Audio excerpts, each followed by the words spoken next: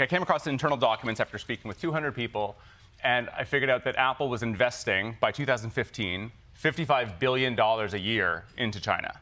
So $55 billion is... A year? $55 billion is per year. That's the investment. A lot of that is training costs for the employees in China. And the number of employees, like per Tim Cook's public estimate, right, is 3 million people are assembling iPhones and other Mac products in China. But right? these aren't just low-level, like, oh, it's a million people doing... Both. Lots of unskilled jobs, the ones that Howard Lutnick wants to bring back to America. Yes. Yep.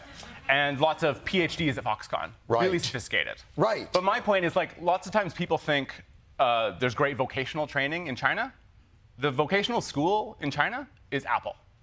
They've trained all these workers. Yes, they've done a huge job. So let me just put the $55 billion in context. Please. I could not find any corporate equivalent for how much someone is investing in another country. So I had to go to government efforts. So you look at something like the CHIPS Act, right? Biden's flagship plan, let's bring chip fabrication back to America. That's $53 billion over 4 years, right? Another way of saying that Apple is investing quadruple what the Commerce Secretary called a once-in-a-generation investment in America.